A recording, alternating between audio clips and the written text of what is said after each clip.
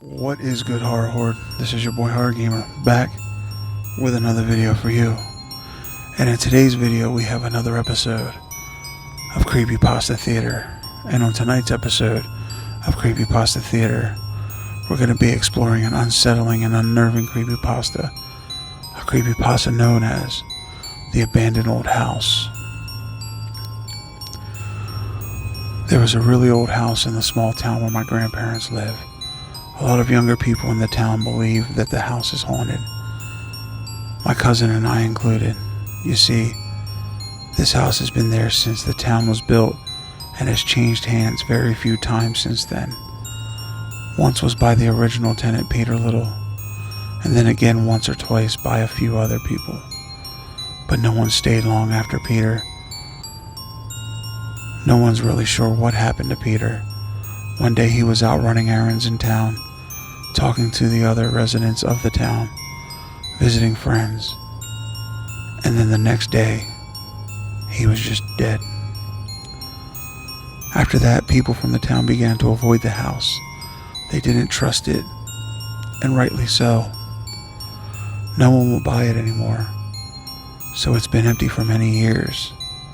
But being curious young adolescents with the love of the supernatural, my cousin and I decided to investigate the house. We were young then, barely 13 years old, and we didn't think anything would happen. I hadn't grown up in the town, and neither had my cousin. We were there visiting our grandparents over summer break, and since it was a small town, there really wasn't much to do. So my cousin Mackenzie and I decided to do some exploring. We were bored, and we were young, and thought it would be a good idea to check out what was so interesting about that house. Why everyone was so scared of it. And oh, did we learn why. Kenzie, this doesn't seem like a good idea. If Natty and Grampy find out, they'll kill us, I exclaimed, as we stood in front of the old white house, which had gone brown over time. The overgrown grass of the lawn tickling our knees, and the bright sun burning our bare shoulders. They won't find out. Stop worrying. She answered me simply. I mean, who's gonna tell them? You? Me? No. It'll be fine. She stressed as she started towards the door, her sandaled feet leaving squished down patches in the knee-high grass. I'm still not sure about this, Kens. This doesn't seem like a good idea, I softly said as we crept towards the door, which hung slightly sideways on its hinges, brittle and rusted with age. Oh, don't be a chicken. It's just an old house, she teased, pulling me inside, passing quickly through the half-rotted door. I finally gave in and let myself be pulled into the dilapidated living room. Everything was old and broken down, and it smelled like rotting vegetation and dirt. This is like, so, what's the word? Mackenzie looked over her shoulder at me, her brows furrowed. Surreal, creepy, horror movie-esque, I offered. The first one. We ventured further through the living room and into the kitchen. There was a plate of something left on the kitchen table, but as far as I could tell,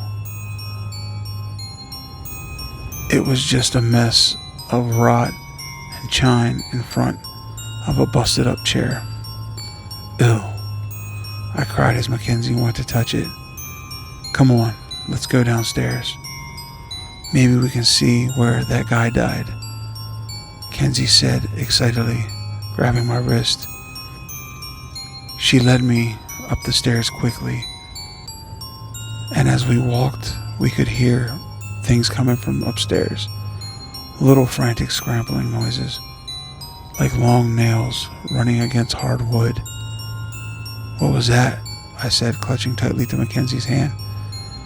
Oh, don't be a baby. It's probably just like mice or something.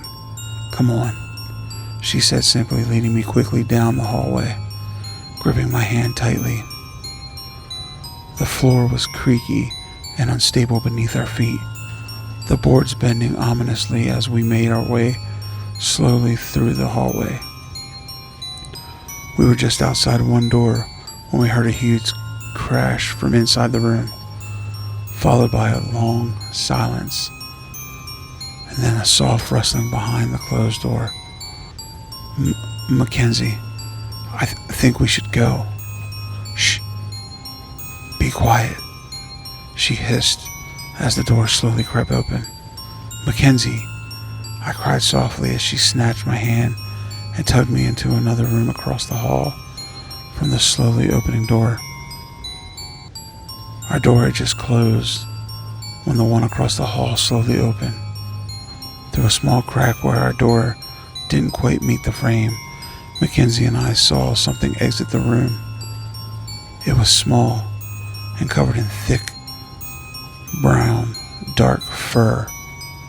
Its mouth gaped slightly open to show bright white razor-sharp teeth. The tips stained a rusty brown red. I bit my lip to keep from crying out at the sight of the creature. Mackenzie was shaking behind me, gripping tightly onto my tank top. I could see her hand on my side, and her knuckles were white from how tight her grip was. Finally, after what seemed like hours, but was really and honestly only maybe 5 or 10 minutes, the creature went back into the room it had come from. Kenzie and I waited a moment before slowly venturing out. We crept slowly and quietly across the floor. We were almost to the top of the stairs when the door flew open, revealing the creature yet again. I screamed and rushed down the stairs, Mackenzie on my heels. Only the creature's steps behind us. As we reached the ground floor, I grabbed her hand and pulled her roughly towards the door, yelling incoherently at her to move faster.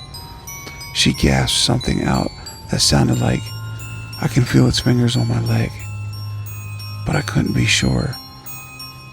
That's what she said. My heartbeat was way too loud in my ears to hear her properly.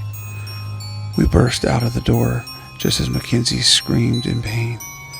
We hit the overgrown grass and kept running until we reached the sidewalk, clutching tightly onto each other and crying.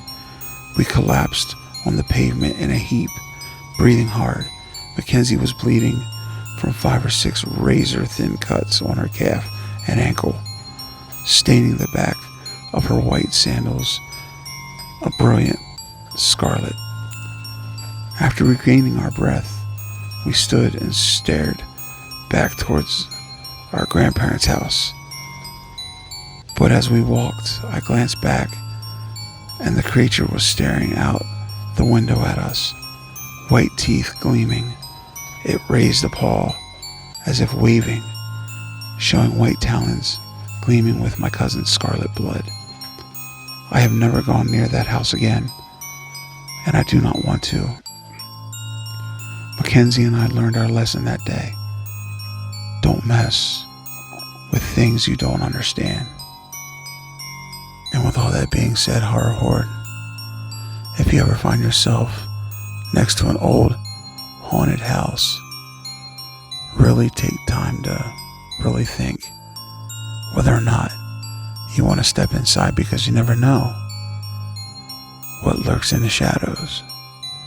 So with all that being said, Horror Horde, this is your boy Horror Gamer saying until next time, don't fear the darkness, embrace it.